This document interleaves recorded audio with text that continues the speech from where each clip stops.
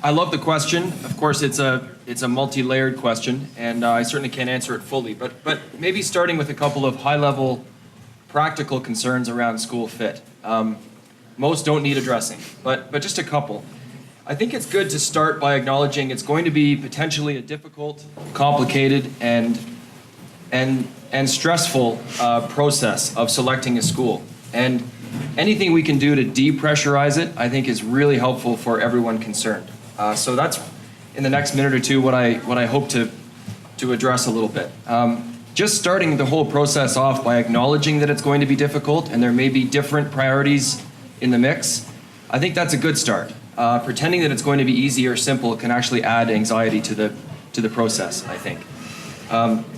The other piece that I like to lean on and that I'll often share with families is when you get down to that point where you're choosing between 2 or 3 schools, and as a parent, maybe more so than anyone else, you're just feeling so much pressure to get this decision right. I think it's worth remembering that in all likelihood, 2 years from that day, 2 years from whenever you make your decision, you're very likely to feel like you made the right decision. Where your child lands will, in most cases, work out, especially when you have it narrowed down to those last 2 or 3. So just if we can take some air out of the pressure, some air out of the whole situation, I think that helps. One other practical piece that I wanted to touch on is geography. I often talk to parents who think that geography is a selfish concern for them, and they sort of put it away and they think, well, if there's a better school for my child and it means there's a drive or some extra transit in the morning, then that's just something we need to figure out. I don't totally agree with that. I think geography should be a factor. There's something very nice about a child independently being able to get to school. A simpler route, maybe a walk, maybe 1 bit of transit instead of 2. I think that ought to be in the mix. There's always that piece too of if they're in a neighborhood school, then they're likely to make friends and meet friends who are in their neighborhood, and that just creates easier friendships and opportunities to get together. But leaving the practical and more obvious pieces aside, parent-student fit for each school. I think we can easily break that down into 2 parts. There's the parent and the child, parents and child, and then there's the school. If we start with parents and child, a couple of things. I think it's really important that we be honest with our children. If the parents have really made up their mind, better to be honest with our children than send them to this or that school and say, we're just going to take a look, or suggest that it's an open process and that our children are empowered when they may not be so much so. Just be honest. If you have preferences, if there are schools that are not on the list, then I think it's good to go there and be frank about that.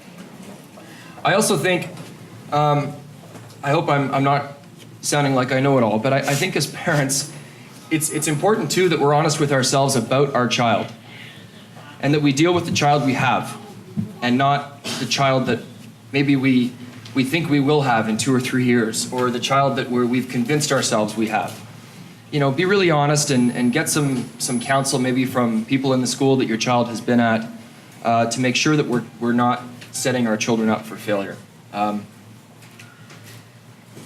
When it comes to the child, their definition of success may not be exactly the same as yours. And again, just really pay attention to who you have and not who you want to have, maybe. I was recently at a dinner, and a friend of mine who has pretty much a newborn, my friend had put on his newborn a bib with the school crest that my friend had gone to many, many years ago. And in talking to him, he was utterly convinced that this little being, this fresh baby who hadn't identified himself as being anything yet, was going to go to one set school. And that's fine, it's nice, there's loyalty there, and maybe it works out. But it's important that we not be overly committed to something before we even get to know who our child is. So we take our time and we pay attention to both sides of it. Lastly, when it comes to school, we can learn a lot from a school from afar. We can read about it, we can talk to people who've been there. But really important to feel the school. And the only way we can do that is to get there. If it allows, families will often be able to set up visits, even day-in-the-life experiences. Sometimes it feels like an inconvenience. Sometimes we're worried about our child maybe missing a couple of days of their school to go and spend a day at 2 or 3 possible high schools. I think it's a great idea to do it. again, to really get a feel for what it's like, that day in the life option. But I guess overall, settle in. It's not easy. It can be stressful, probably will be stressful, but anything we can do to minimize that, I think, is high on the list.